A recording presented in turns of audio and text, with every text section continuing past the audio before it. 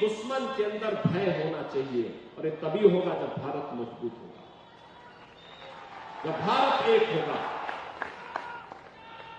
बहनों और भाइयों, देश की सीमाएं सुरक्षित नहीं है। देश के अंदर इंफ्रास्ट्रक्चर का वर्ल्ड क्लास इंफ्रास्ट्रक्चर बन रहा है। हाईवे, रेलवे, एक्सप्रेसवे, लगातार ये कार्य हो रहे हैं। Metro, rapid rail, air connectivity, AIIMS, IIT, IIM, हर घर नल की योजना ये भी आ रही है, और गरीबों के कल्याण के लिए भी ये नया भारत है। कांग्रेस के समय महाराष्ट्र के अंदर किसान आत्महत्या करता था, सर्वाधिक किसानों ने महाराष्ट्र के अंदर आत्महत्या की, और आज किसान को किसान सम्मान निधि प्राप्त हो रहा है। उनके समय में युवा प्लान करता था, आज मिशन रोजगार के अंतर्गत उस नौजवान को रोजगार मिल रहा है। उनके समय में बहन और बेटी का सम्मान नहीं था, सुरक्षा भी नहीं थी। आज सुरक्षा भी है और सम्मान भी है। उस समय ग्रीन ईंधन की कोई व्यवस्था नहीं थी। आज एलपीजी का सिलेंडर हर घर में पहुंच गया है। बहनों और भाइयों, 70 वर्ष से ऊपर के हर व्यक्ति को 5 लाख रुपए का हर वर्ष निःशुल्क स्वास्थ्य की सुविधा मोदी जी ने उपलब्ध करवाने की बात कही है। विकास भी है, गरीब कल्याण भी है, सुरक्षा भी है, और कैसे अपनी विरासत को हम सुरक्षित रखते हैं, विरासत और विकास का अद्भुत संगम कैसे होना है, उसका सबसे बड़ा उदाहरण है अयोध्या में भगवान राम का भव्य मंदिर का निर्माण। बहनों भाइयों, मैं जब अयोध्या की बात करता हूं तो फिर मैं वही आता हूं। अयोध्या में 500 वर्षों तक हमें अपमान क्यों झेलना पड़ा था? अयोध्या में राम मंदिर के नाम पर यह अपमान हिंदुओं को क्यों झेलना पड़ा था? इसलिए क्योंकि हम बटे थे और इसीलिए कटे थे, इसीलिए अपमान सहना पड़ा था। और आज जब एक भारत श्रेष्ठ भारत बन रहा है, याद करिए 1947 में देश आजाद हुआ, 2014 में मोदी जी प्रधानमंत्री बने, 2017 में मैं उत्तर प्रदेश का मुख्यमंत्री मुझे बनाया गया, और 2019 में समस्या का समाधान हो गया। 500 वर्षों का समाधान कांग्रेस समाधान नहीं चाहती थी। कांग्रेस कहती थी कि राम तो हुए ही नहीं। कांग्रेसी कहते थे कि कृष्ण हुए ही नहीं। जैसे कि राम और कृष्ण नहीं हुए, केवल एक कांग्रेसी ही पैदा हुए हैं, बाकी और कोई पैदा ही नहीं हुआ है। ये देश के इतिहास को अपमानित करने का प्रयास है, और जो लोग देश के इतिहास को अपमानित करने का कुत्सित प्रयास कर रहे हैं, इनको सबक सिखाने का यह अच्छा मौका है। और इसीलिए मैं आप सबसे कहने के लिए आया हूं, बहनों और भाइयों, अयोध्या में राम मंदिर का निर्माण हो रहा है। काशी में काशी विश्वनाथ धाम क्या भव्य स्वरूप ले चुका है। पहले काशी में मात्र 15 से 20 श्रद्धालु मात्र वहां दर्शन कर पाते थे एक साथ, और आज मोदी जी के नेतृत्व में जो कार्य हुआ है, 50,000 श्रद्धालु एक साथ एक समय दर्शन कर सकता है। 50,000। जहां 50 लोग इकट्ठा नहीं हो पाते थे, आज 50,000 लोग एक साथ दर्शन कर सकते हैं। ये नया भारत है। बहनों और भाइयों, ये नया भारत सबका साथ और सबके विकास के भाव से काम करता ही है। सबकी सुरक्षा और सबकी समृद्धि की गारंटी भी देता है। और इसीलिए मैं आज आपके पास आया हूं आपसे कहने के लिए कि लोकसभा चुनाव की गलती नहीं होनी है। सहमत है ना? सहमत है ना? फिर से यहां पे याद रखना, जब भी बटेंगे तो गणपति पूजा पे हमला होगा। जब भी बटेंगे लव जिहाद और लैंड जिहाद के नाम पर यहां की जमीनों पर भी कब्जा होगा, बेटी की सुरक्षा भी खतरे में पड़ेगी। जब भी बटे होंगे तो ये गुंडे कालनेमी बन करके अलग अलग रूपों में जाकर के गुमराह करने का प्रयास करेंगे। जो भी होना है आर पार होना है।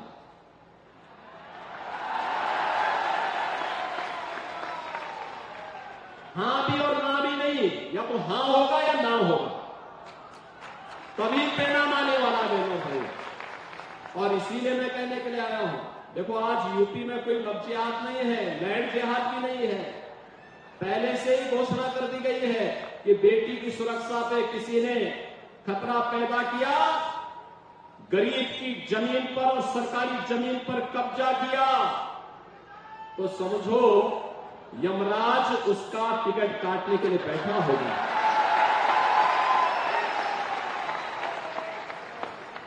वहां जितने वहां बड़े दुर्दांत माफिया थे पहले यूपी में, बड़े बड़े दुर्दांत माफिया थे, पिछली सरकारें उन्हें प्रश्रय देती थी। एक दुर्दांत माफिया को तो कांग्रेस ने कई महीनों तक अपनी एक राज्य सरकार के अधीन उसको सुरक्षा कवच पहना के रखा, सुप्रीम कोर्ट तक हम लोग लड़ाई लड़े, और आज ये सब जहन्नुम की यात्रा में जा चुके हैं। राम नाम सत्य है, हो गया सत्य। और इसीलिए बहनों और भाइयों मैं आपसे कहने के लिए आया हूं, आप मुझे बताओ, अयोध्या में रामलला विराजमान होने के बाद यहां अचलपुर से कितने लोग अयोध्या धाम दर्शन करने के लिए गए हैं? अभी कम लोग गए हैं। और मैं यहां पर प्रवीण तावड़े जी से और नवनीत राणा जी से कहूंगा, अयोध्या धाम का दर्शन कराने के लिए लेके आइए इन लोगों को, चुनाव के बाद लेकर के आइए, वहां की व्यवस्था हम देख लेंगे, वहां चिंता की बात नहीं। बहनों भाइयों, आप भी देखेंगे तो आपका मन खुश हो जाएगा। नए भारत का नया अयोध्या, नई अयोध्या, 500 वर्षों के बाद इस अयोध्या के लिए कभी खून बहाना पड़ता था, आज अयोध्या देश और दुनिया की सुंदरतम नगरी के रूप में पूरी दुनिया को आकर्षित कर रही है। आप भी देखेंगे, नई अयोध्या के दर्शन करेंगे, आपका मन भी प्रफुल्लित होगा कि हमारे प्रभु राम कितने भव्य अयोध्या में आज रह रहे हैं।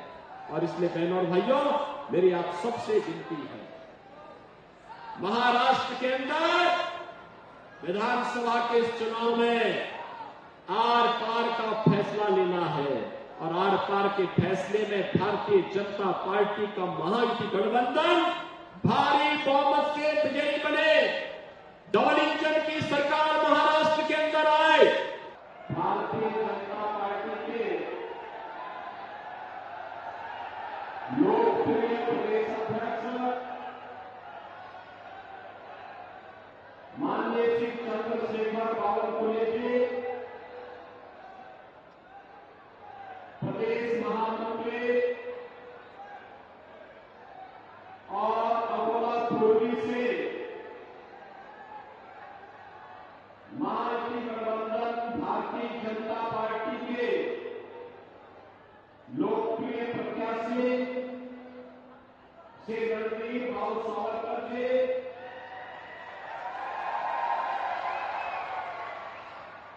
लोकप्रिय सांसद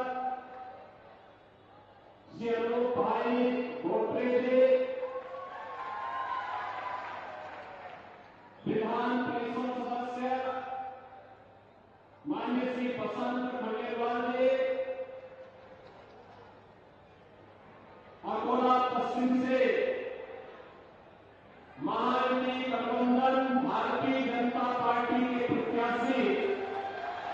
विजय भाव अग्रवाल जी, भारतपुर से प्रत्याशी से बलिराम जी, जिलाध्यक्ष ग्रामीण अकोला श्री किशोर राव मानते पाटिल जी, महानगर अध्यक्ष अकोला श्री जयंत राम मसले जी, भारतीय जनता पार्टी और महायुति गठबंधन से जुड़े मेरे सभी उपस्थित बहनों और भाइयों,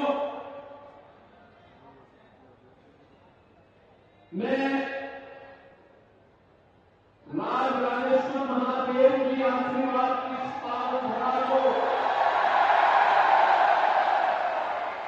कोटि कोटि नमन करते हुए आप सभी उत्साहित जनता जनार्दन का मैं हृदय से अभिनंदन करता हूं, सादर अभिवादन करता हूं।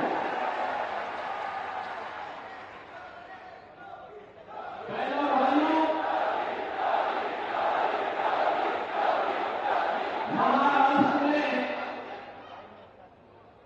महाराष्ट्र ने अनेक महापुरुष भारत को दिए हैं, जिन्होंने देश को एक अपने नेतृत्व से प्रेरणा प्रदान की है। स्वराज की परिकल्पना को कैसे साकार किया जा सकता है,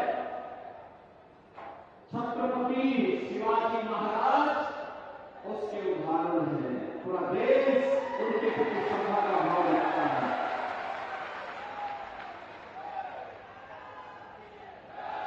गणनायक से लोकनायक की यात्रा क्या होती है?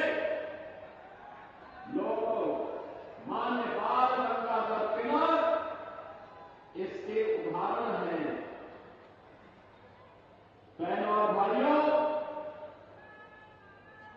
एक राष्ट्र की परिकल्पना कैसे होती है, पेशवा बाजीराव ने यह उदाहरण कटक से कटक तक पूरे देश के सामने प्रस्तुत किया।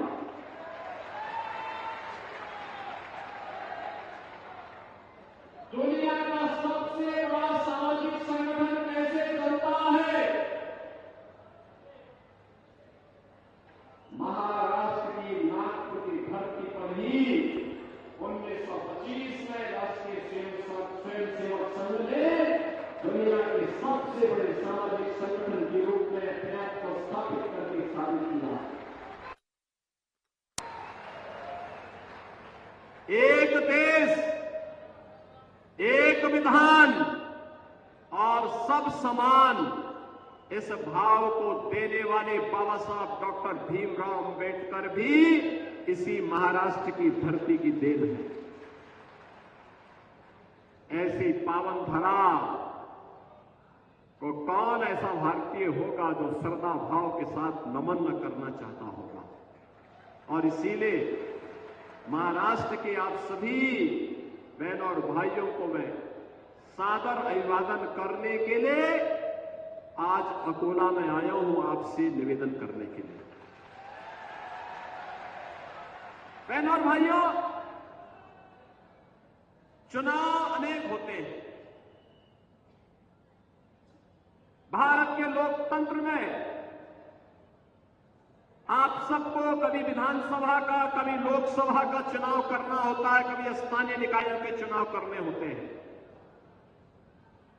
परिणाम भी आते हैं, लेकिन कुछ चुनाव महत्वपूर्ण हो जाते हैं, देश के भाग्य के लिए बनाने वाले हो जाते हैं, देश के भाग्य को बिगाड़ने वाले होते हैं। 1946 में भी एक चुनाव ऐसा हुआ था जिसने भारत के भाग्य को बदल दिया था, भारत के भाग्य को दुर्भाग्य में बदल दिया था, भारत का दुर्भाग्यपूर्ण विभाजन हुआ था। तब कांग्रेस सत्ता के प्रति अति लिप्सा में देशवासियों के साथ धोखा कर दी, मुस्लिम लीग के चंगुल में फंस गई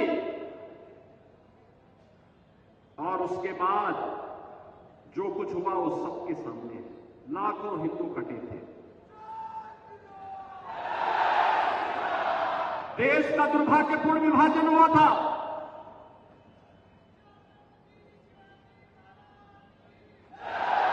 बहनों और भाइयों, जो देश सृष्टि के प्रारंभ से एक भारत था, उस भारत के टुकड़े हो गए। लेकिन जो स्वतंत्र भारत हुआ, ब्रिटिशर उसको भी अनेक भागों में बांटना चाहते थे, लेकिन भारत माता के महान सपूत लौह पुरुष सरदार वल्लभ भाई पटेल की युक्ति के कारण अखंड भारत को आज जो स्वरूप हम देख रहे हैं, इसके शिल्पी सरदार वल्लभ भाई पटेल हैं।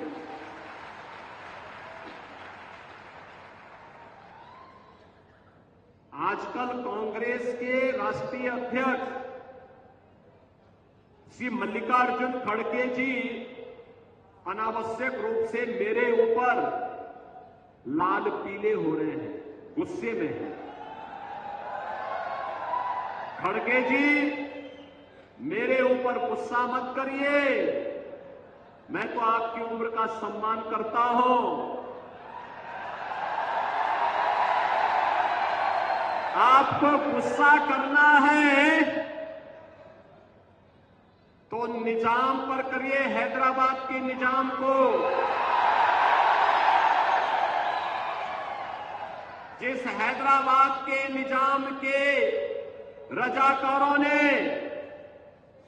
आपके गांव को जलाया था, हिंदुओं की निर्मम हत्या की थी, आपकी पूज्य माता को, आपकी बहन को, आपके परिवार के सदस्यों को जलाया था। इस सच्चाई को देश और दुनिया के सामने रखिए कि जब भी पटेंगे तो इसी प्रकार से निर्ममता से पटेंगे। ये सच्चाई रखिए। आप वोट बैंक के लिए इस सच्चाई को देश के सामने रखने से कोताही कर रहे हैं, देश के साथ धोखा आप कर रहे हैं। मैं तो एक योगी हूं, मैंने तो एक ही बात सीखी है, मैंने तो एक ही बात सीखी है, हर काम देश के नाम। मेरे लिए तो अपना देश और अपना सनातन धर्म से बढ़कर के कुछ भी नहीं हो सकता। लेकिन आपको कम से कम सच्चाई वो रखनी चाहिए जो देश की आजादी के तत्काल बाद निजाम के रजाकारों ने, उनके गुंडों ने उस समय हिंदू जनता पर हैदराबाद रियासत के अंदर किया था। आप इस सच्चाई को छुपाने का काम कर रहे हैं और सच्चाई छुपती नहीं है, वह तो सामने आ ही जाती है। और सच्चाई यही थी कि निजाम के अत्याचारों पर आप पर्दा डालने का काम कर रहे हैं। मैंने तो इसीलिए कहा था,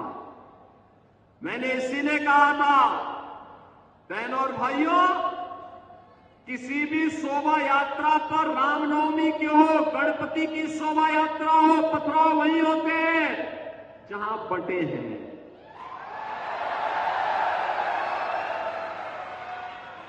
अत्याचार वही होते हैं जहां बटे हैं, और जहां बटे हैं वहीं कटे भी हैं। ये नया भारत है। अब नया भारत छेड़ता नहीं, लेकिन कोई छेड़ता है तो छोड़ता भी नहीं है। और पाकिस्तान की दुर्गति देख ही रहे होंगे आप। पाकिस्तान, याद करिए 2014 के पहले यही पाकिस्तान भारत के अंदर जगह जगह विस्फोट कराता था, आतंकी वारदात को अंजाम देता था। और आज एक बार छेड़ने का दुस्साहस किया, ऐसे सर्जिकल स्ट्राइक और एयर स्ट्राइक हुई कि आज भी अंतर्राष्ट्रीय मंचों पे कहता है कि बचा लो, भारत पता नहीं कब तबाह कर देगा। आज वो यही कह रहा है। और तो और याद करिए, एक तरफ भारत है, मोदी जी के नेतृत्व में 80 करोड़ लोगों को 4.5 वर्ष से फ्री में राशन, और दूसरी तरफ पाकिस्तान है। 1 जून रोटी के लिए, एक टुकड़ा रोटी के लिए वहां छीना झपटी चल रही है, लोग भूखों मर रहे हैं। बहनों और भाइयों, इसीलिए कहने के लिए आया हूं, ये नया भारत है, छेड़ता नहीं, लेकिन कोई छेड़ेगा तो उसको छोड़ता भी नहीं है। सीमाएं सुरक्षित हैं। इंफ्रास्ट्रक्चर के लिए नए नए कार्य हो रहे हैं। Highway, world class highway, railway, metro, AIIMS, IIT, IM, 1 district 1 medical college, हर घर नल की योजना, और गरीबों के लिए भी। याद करिए, कांग्रेस के समय में किसान आत्महत्या करता था, नौजवान पलायन करता था, बेटी और बहन की इज्जत के साथ खिलवाड़ होता था। आज तो नौजवान के लिए मिशन रोजगार में नौकरी है, किसान के लिए किसान सम्मान निधि है, नारी गरिमा की रक्षा के लिए तमाम योजनाएं, बेटी बचाओ बेटी पढ़ाओ से लेकर के लाडली बहना योजना जैसी योजनाएं भी अब लागू हो चुकी हैं। बहनों और भाइयों, ये काम कांग्रेस भी कर सकती थी ना। आपने उसे 60 से 65 वर्षों तक शासन करने का अवसर दिया, लेकिन नहीं किया उन्होंने, क्योंकि उनके एजेंडे में राम थे ही नहीं। कहते थे राम तो हुए ही नहीं।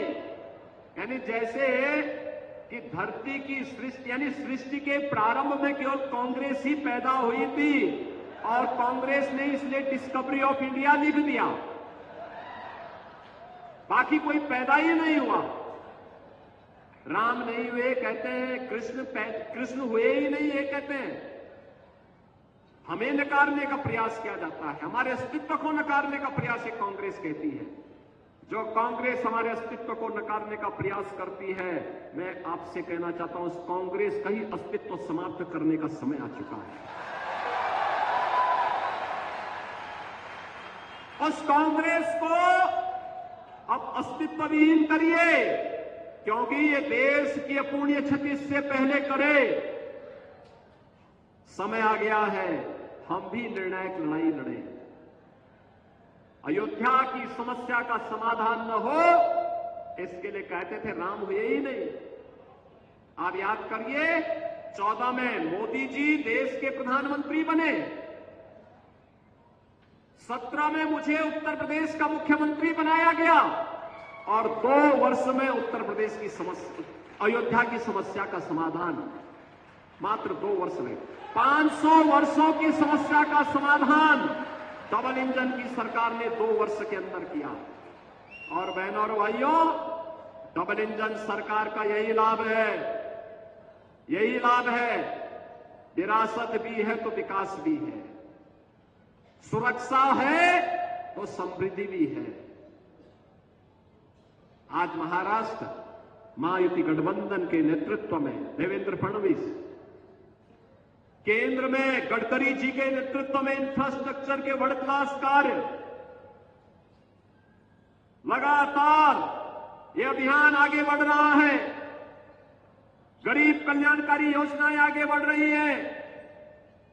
और मैं इसीलिए आपसे कहने के लिए आया हूं, ये जितनी समस्याएं हैं, लैंड जेहाद की, लव जेहाद की, धर्मांतरण की, पैन कार्ड जेहाद की, इन सब का समाधान भारतीय जनता पार्टी की डबल इंजन की सरकार एकमात्र समाधान है। ये डबल इंजन की सरकार बुलेट की स्पीड से विकास भी कराती है,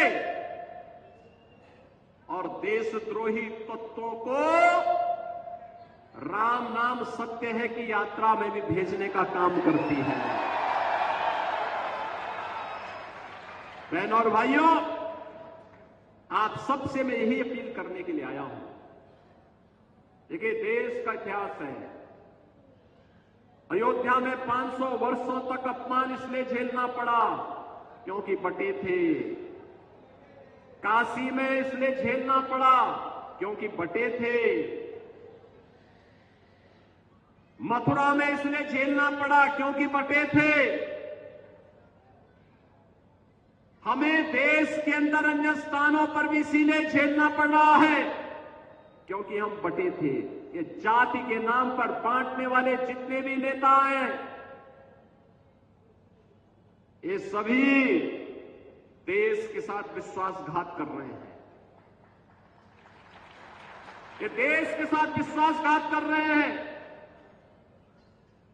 हमें बटना नहीं है, बटेंगे तो कटेंगे और एक रहेंगे तो सेफ रहेंगे।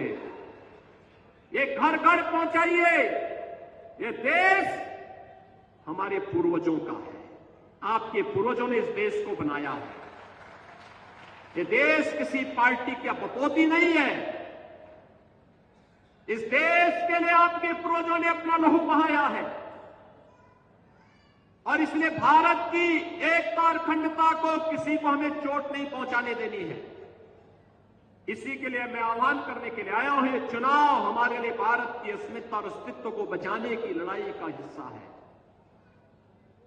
क्योंकि अगर ये महाअघाड़ी गठबंधन कांग्रेस के नेतृत्व में आता है तो बहनों और भाइयों, ये महाअघाड़ी गठबंधन का मतलब ये महाअघाड़ी नहीं, महाअनाड़ी है।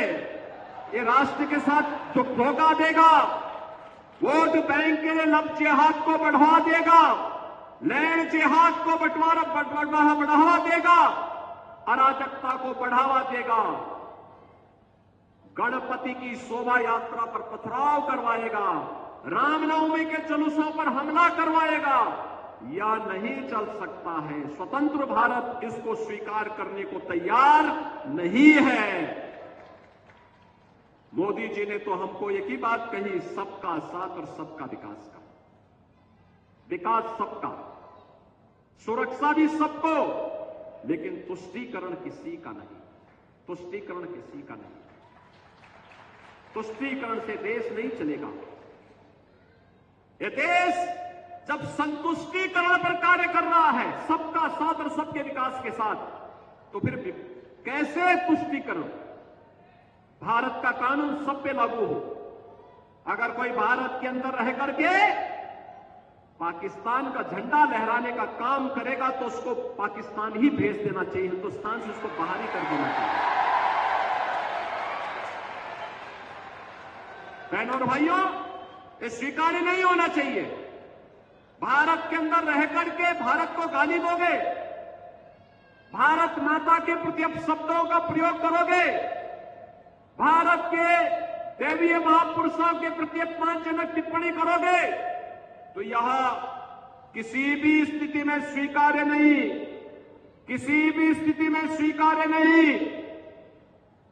आप चाहेंगे तो इनको भी, जो भारत की एकता और अखंडता को चुनौती देते हैं, भारत के महापुरुषों का अपमान करते हैं, भारत माता के प्रति अपशब्दों का प्रयोग करते हैं, इनको भी उसी यात्रा पर भेजने की तैयारी करेंगे जिसके हकदार होंगे। और इसलिए बहनों और भाइयों, हम सब आपसे कहने के लिए आए हैं। आज मैं आप सबसे कहने के लिए आया हूं कि महायुति गठबंधन का भारतीय जनता पार्टी के नेतृत्व की सरकार महाराष्ट्र के अंदर बनने की आवश्यकता है। डबल इंजन की सरकार में ताकत होती है, सुरक्षा भी है तो विकास भी है। उत्तर प्रदेश के अंदर डबल इंजन की सरकार है, उसका लाभ है। अयोध्या की समस्या का भी समाधान हो गया और वहां पे जितने दुर्दांत माफिया थे, ये सबको भी आज जहन्नुम की यात्रा में भेज दिया गया। आज उनके लिए धरती माता के अंदर कोई जगह नहीं है। उनके लिए जहां जगह होनी चाहिए थी वहां चले गए। वहां पर बेटी और बहन दोनों सुरक्षित है। वहां लब जिहाद भी नहीं है, लैंड जिहाद भी नहीं है। वहां पर 25 करोड़ की आबादी यूपी की, कोई दंगा नहीं, नो दंगा, no curfew, no curfew, no दंगा, और यूपी में है सब चंगा। और बहनों और भाइयों, इसीलिए मैं आपसे कहने के लिए आया हूं, आप में से अंकोला से कितने लोग अयोध्या गए रामलला के विराजमान होने के बाद? अभी कम लोग गए। और मैं यहां पर श्री संजय भाऊ धोत्रे से, श्री रणवीर भाऊ सावरकर से, श्री विजय भाऊ अग्रवाल जी से, श्री बसंत खंडेलवाल जी से और बलराम जी सिरस्कार जी से कहूंगा कि चुनाव के बाद ट्रेन बुक करवाइए और यहां की जनता जनार्दन को लेकर अयोध्या प्रयागराज बताइए। प्रयागराज में 2025 में भव्य और दिव्य कुंभ भी होने जा रहा है। महाकुंभ का आयोजन होने जा रहा है, भव्य और दिव्य कुंभ। संजय धोत्रे जी 19 के कुंभ में गए थे। स्वच्छता, सुव्यवस्था और सुरक्षा का जो मानक प्रयागराज कुंभ ने गढ़ा था, यूनेस्को ने भी माना था कि मानवता का मूर्त सांस्कृतिक धरोहर है। 24 करोड़ श्रद्धालु आए थे। और बहनों और भाइयों, प्रयागराज कुंभ में इस बार 13 जनवरी से शुरू हो रहा है, 26 फरवरी तक आयोजन होगा। 40 करोड़ श्रद्धालु आएंगे। पूरी तैयारियां चल रही हैं। और मैं आमंत्रित करता हूं महाराष्ट्र को, अकोला के आप सभी बहनों और भाइयों को, सनातन धर्म के सबसे बड़े समागम में आप भी भागीदार बनिए। प्रयागराज में गंगा, यमुना, मां सरस्वती के संगम पर स्नान करिए, पुण्य के भागीदार भी बनिए। और 500 वर्षों के बाद प्रभु श्री रामलला अपने स्वयं की जन्मभूमि पर फिर से विराजमान हुए हैं। नई अयोध्या का भी दर्शन करिए। और इसीलिए आप सबसे मेरी अपील है, खासतौर पर अकोला पश्चिम में,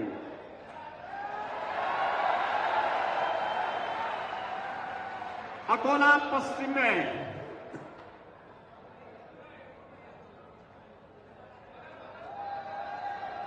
भारतीय जनता पार्टी ने श्री विजय भाऊ अग्रवाल को अपना प्रत्याशी बनाया है। थोड़ी सी भी गलती हुई तो फिर गणपति शोभा यात्रा पर हमले शुरू हो जाएंगे। पर्व और त्योहारों पर व्यवधान पैदा शुरू हो जाएंगे। लैंड जिहाद और लब जिहाद का खेल प्रारंभ हो जाएगा। ये नहीं होने देना है, कतई नहीं होने देना है। बंटना नहीं है, एक रहना है, एक रहना है और सेफ रहना है। एक रहेंगे, एक रहेंगे, सेफ रहेंगे। और एक रह करके हमें कार्य करना है अकोला पश्चिम में। और इसी प्रकार से श्री रणवीर भाऊ सावरकर हैं पूर्वी, अकोला पूर्वी से।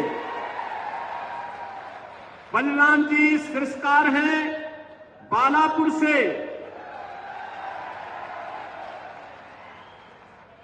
ये जितने भी हमारे प्रत्याशी हैं, इन सभी को महाराष्ट्र विधानसभा चुनाव में आपका आशीर्वाद प्राप्त होगा। सभी लोग आशीर्वाद देंगे। दोनों हाथ ला करके मुझे बताओ, आश्वस्त करो। सभी लोग अपना आशीर्वाद देंगे। सभी लोग तैयार हैं। खड़गे जी के परिवार के सदस्य, उनकी माता जी, उनकी बहन, उनकी चाची और परिवार के कई सदस्यों को भी निजाम के रजाकारों ने जला करके मार डाला था, पूरे गांव को जला के मार डाला था। बहनों और भाइयों, निजाम पर लाल पीला होने की बजाय ये निजाम का इतना दुस्साहस क्यों बढ़ा था? आपकी गणपति की शोभा यात्रा पर पथराव कैसे होता है? रामनवमी के जुलूसों पर पथराव कहां होता है? और 1947 में देश के अंदर काटे गए लाखों हिंदू क्यों कटे थे? बहनों और भाइयों, क्योंकि हम बटे थे इसलिए कटे थे। जाति के नाम पर बटे थे इसलिए कटे थे। बटेंगे तो और एक रहेंगे तो सेफ रहेंगे, एक रहेंगे सेफ रहेंगे, एक रहेंगे तो कोई गणपति की शोभा यात्रा पर फिर हमला करने का दुस्साहस नहीं कर पाएगा। रामनवमी के जुलूसों पर, रामनवमी की शोभा यात्राओं पर कोई हमला करने का दुस्साहस नहीं कर पाएगा। कोई लव जिहाद और लैंड जिहाद करने का दुस्साहस नहीं कर पाएगा। और यही कहने के लिए, यही विनती करने के लिए मैं आपके पास आया हूं। बहनों और भाइयों, मैं तो कांग्रेस पार्टी के अध्यक्ष से कहना चाहता हूं कि मैं एक योगी हूं, मैं एक योगी हूं। मेरा तो सब कुछ हमारी पार्टी ने, हमारे नेता ने तो हमें बताया है, हर काम देश के नाम। मेरा भी हर काम देश के नाम है। मेरा तो पूरा जीवन ही सनातन धर्म के लिए समर्पित है। तो फिर मुझ पे लाल पीला मत होइए, लाल पीला होइए उन लोगों पर, उस निजाम पर, उसके रजाकारों पर और उसके आदर्शों पर चलने वाले उन नेताओं पर जो हिंदू समाज को बांटने का पाप कर रहे हैं, जो जाति के नाम पर समाज को बांटने का काम कर रहे हैं। बहनों और भाइयों, जब ये देश एक भारत श्रेष्ठ भारत की परिकल्पना को साकार कर रहा है, पिछले 10 वर्ष में मोदी जी के नेतृत्व में आपने बदलते हुए भारत को देखा होगा। एक ऐसा भारत जिसकी सीमाएं सुरक्षित हैं, एक ऐसा भारत 2014 के पहले इसी कांग्रेस के नेतृत्व की सरकार थी। पाकिस्तान भारत की सीमा में घुसता था, पाकिस्तान भारत के अंदर आतंकी वारदात को अंजाम देता था। आज नया भारत आप देख रहे होंगे, ये नया भारत छेड़ता नहीं है, लेकिन कोई छेड़ता है तो छोड़ता भी नहीं है। आज भारत अपने देश के अंदर 80 करोड़ लोगों को फ्री में राशन की सुविधा पिछले 4.5 वर्षों से दे रहा है और पाकिस्तान के अंदर एक रोटी के लिए लोग तरस रहे हैं। भारत की आबादी 140 करोड़, 80 करोड़ लोग पिछले 4.5 वर्ष से फ्री में राशन की सुविधा हर माह प्राप्त कर रहे हैं। और पाकिस्तान है 23 करोड़ की कुल आबादी, और वह भी रोटी के लिए मोहताज है। बहनों और भाइयों, ये नया भारत है, सीमाओं की सुरक्षा करना भी जानता है। अपने देश के अंदर आतंकवाद की जड़ कश्मीर की धारा 370 को सदैव के लिए रसातल पर पहुंचाने का भी हिम्मत रखता है। और अपनी विरासत का सम्मान कैसे होना चाहिए, 500 वर्षों के बाद अयोध्या में रामलला का विराजमान होना भी इसका एक उदाहरण है। आखिर यह काम कांग्रेस भी तो कर सकती थी। देश की सीमाओं की सुरक्षा कांग्रेस भी कर सकती थी, लेकिन कांग्रेस कहती थी, जब हम लोग संसद थे बोलते थे कि भाई पाकिस्तान आतंकी वारदात फैला रहा है, इसको रोको, इसको टोको, और नहीं मानता तो ठोको इसको। लेकिन ये कहते हैं संबंध खराब हो जाएंगे, बोलो मत, नाम मत लो। आज कैसे पाकिस्तान चिल्ला रहा है दुनिया में कि साहब बचाओ, भारत कभी भी मुझे तबाह कर सकता है। बहनों और भाइयों, कांग्रेस भी कर सकती थी देश की सीमाओं की सुरक्षा, उसने नहीं की। देश की तुलना में उसको संबंध महत्वपूर्ण लगते थे। राजनीति की खातिर, वोट बैंक की खातिर और देश की सुरक्षा के साथ समझौता कर रही थी।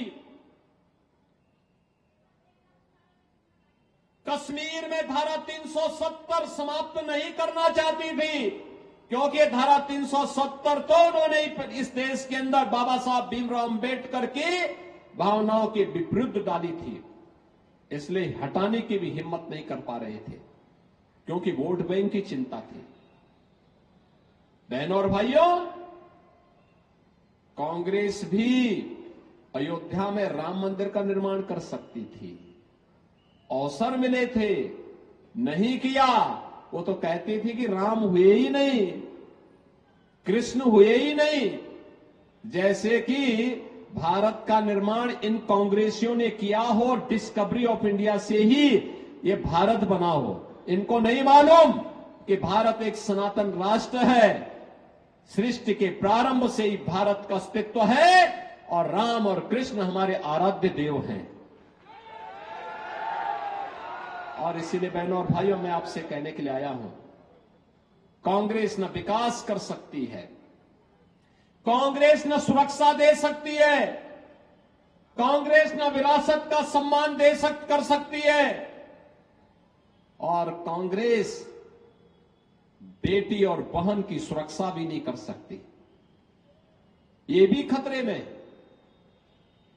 लव जिहाद के नाम पर, लैंड जिहाद के नाम पर कोई सख्त कानून बने, यह कांग्रेस नहीं कर सकती, क्योंकि उसे वोट बैंक पहले दिखाई देगा। और इसलिए बहनों और भाइयों, मैं बार बार कहता हूं, ये महाअघाड़ी नहीं, महाअनाड़ी गठबंधन है। इनके लिए राजनीतिक स्वार्थ पहले है, देश नहीं। देश इनके एजेंडे का हिस्सा नहीं, समाज की सुरक्षा इनके एजेंडे का हिस्सा नहीं, देश की सुरक्षा इनके एजेंडे का हिस्सा नहीं।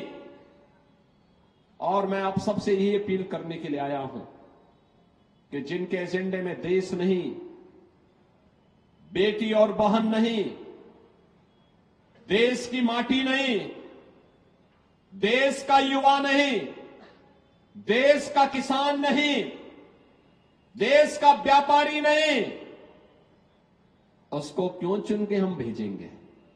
उसको नहीं चुन के भेजना है।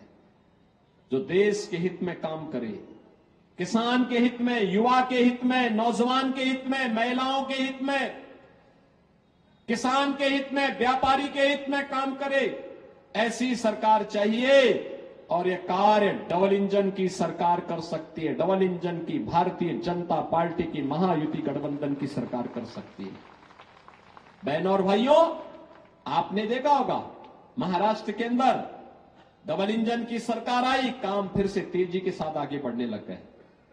यूपी में 2017 से डबल इंजन की सरकार है, तो वहां आपने देखा होगा लैंड माफिया, लैंड जिहाद के नाम पर, लव जिहाद के नाम पर जो लोग पिछली सरकारों में कुछ करते थे, वे या तो यूपी छोड़ चुके हैं या फिर जहन्नुम की यात्रा में जा चुके हैं। अब वहां नहीं कुछ होता। बहनों और भाइयों, जितने दुर्दांत माफिया थे वहां के, वे सब भी राम नाम सत्य है की यात्रा में जा चुके हैं। और इसीलिए मैं आप सब नागपुर वासियों को आह्वान करने के लिए आया हूं। 20 नवंबर को चुनाव है। हरियाणा ने हैट्रिक लगा करके साबित कर दिया है कि देश को भाजपा ही आगे बढ़ा सकती है और विकसित भारत की परिकल्पना को केवल भाजपा साकार कर सकती है। महाराष्ट्र और झारखंड के अंदर भी चुनाव है। झारखंड के अंदर कल पहले चरण का चुनाव होना है और 20 नवंबर को दूसरे चरण का और अंतिम चरण का चुनाव होना है। मैं महाराष्ट्र वासियों से कहूंगा, झारखंड तय कर चुका है कि डबल इंजन सरकार ही बेटी, रोटी और माटी की रक्षा झारखंड के अंदर कर पाएगी और केवल भाजपा कर पाएगी। और यही आह्वान महाराष्ट्र से मैं करूंगा।